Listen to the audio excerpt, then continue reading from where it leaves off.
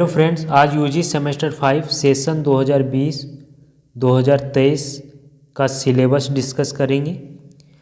अब सेमेस्टर 5 में कौन सा पेपर हम लोग को एग्ज़ाम में आना है, कितने पेपर होंगे, इसके बारे में डिस्कस करेंगे। ठीक, सबसे पहले देखेंगे सेमेस्टर 5 में कौन सा पेपर एग्ज़ाम में आने वाले हैं। ठीक है, सबसे पहले कोर 11 आएगा, फिर एक पेपर होगा कोर 12 और फिर DSC पेपर 1, DSC पेपर 2। ठीक है, 4 पेपर रहेगा हम लोग का। ठीक है, कोर 11 में क्या पढ़ना है, कोर 12 में क्या पढ़ना, DSC पेपर हमको क्या रखना है, DSC पेपर 2 हमको क्या रखना है और क्या पढ़ना है, इसके बारे में इस वीडियो में देखेंगे हम लोग। सबसे पहले देखेंगे कोर 12 में क्या हम लोग को पढ़ना है। ठीक है, कोर 12 में राजनीतिक विचारधारा के बारे में पढ़ना है। इसमें पढ़ना है राजनीतिक विचारधारा, अर्थ और सामग्री, लोकतांत्रिक समाजवाद, फासीवाद, अराजकतावाद, साम्यवाद, कन्फ्यूसीवाद, नारीवाद, पर्यावरणवाद, उदारवाद, नव उदारवाद के बारे में पढ़ना है। चलिए नेक्स्ट, और कोर 12 में क्या पढ़ना है देखते हैं। कोर 12 में भारत संवैधानिक विकास के बारे में पढ़ना है। इसमें 1858 से 1909 तक भारत संवैधानिक विकास का संक्षिप्त इतिहास पढ़ना है। फिर अगला पढ़ना है भारत सरकार अधिनियम 1919 या वोटिंग चेम्स्फोर्ड सुधार 1919, मुख्य प्रावधान और द्वैत शासन के बारे में पढ़ना है। फिर नेक्स्ट पढ़ना है साइमन कमीशन के बारे में पढ़ना है, नेहरू रिपोर्ट पढ़ना है। फिर अगला है 1935 का भारत सरकार अधिनियम, मुख्य प्रावधान, पूरा इसमें डिटेल्स में पढ़ना है। प्रांतीय स्वायत्ता और संघ व्यवस्था के बारे में पढ़ना है। क्रिप्स मिशन योजना पढ़ना है, कैबिनेट मिशन योजना पढ़ना है।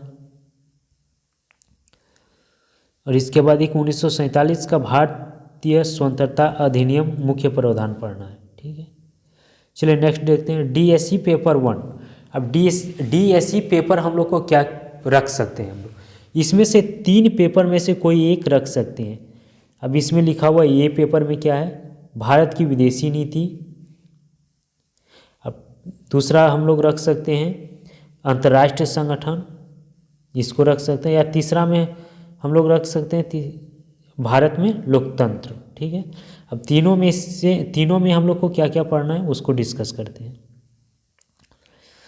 भारत में विदेशी नीति में क्या पढ़ना है, सबसे पहले विदेश नीति, भारत की विदेशी नीति के अध्ययन का प्रमुख दृष्टिकोण। फिर नेक्स्ट भारत की विदेश नीति के सिद्धांत और उद्देश्य पढ़ना है। भारत की विदेश नीति के निर्धारक पढ़ना है।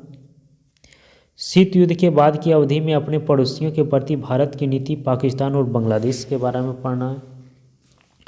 फिर है शीत युद्ध के बाद अवधि में अपने पड़ोसियों के प्रति भारत की नीति, नेपाल और श्रीलंका के बारे में।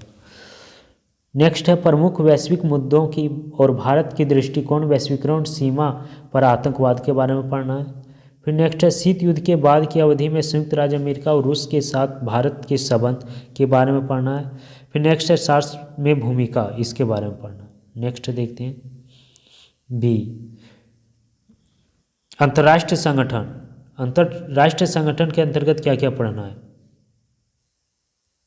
उसको देखते हैं। UNO की उत्पत्ति और विकास पढ़ना, संयुक्त राष्ट्र की संरचना, महासभा, सुरक्षा परिषद, सचिवालय, यूनेस्को, WHO, संयुक्त राष्ट्र के तहत अंतर्राष्ट्रीय विवादों का निपटारा पढ़ना है। चार्टर का संशोधन पढ़ना, 21वीं सदी में संयुक्त राष्ट्र के सामने चुनौतियाँ, इसको पढ़ना। नेक्स्ट देखते हैं पेपर C। इसमें है भारत में लोकतंत्र, प्राचीन भारत में लोकतांत्रिक सोच और प्रक्रिया पढ़ना है। आधुनिक भारत में लोकतांत्रिक सोच, भारतीय लोकतंत्र की प्रकृति पढ़ना है। भारतीय लोकतंत्र की प्रक्रिया, पार्टी प्रणाली, वही सामूहिक, जमीनी स्तर पर भारतीय लोकतंत्र और लोकतांत्रिक विकेंद्रीकरण पढ़ना है। चलिए नेक्स्ट देखते हैं संसद बनाम राष्ट्रपति मंडल पढ़ना, राजनीतिक प्रक्रिया में महिलाओं की भूमिका क्या है, इसको पढ़ना।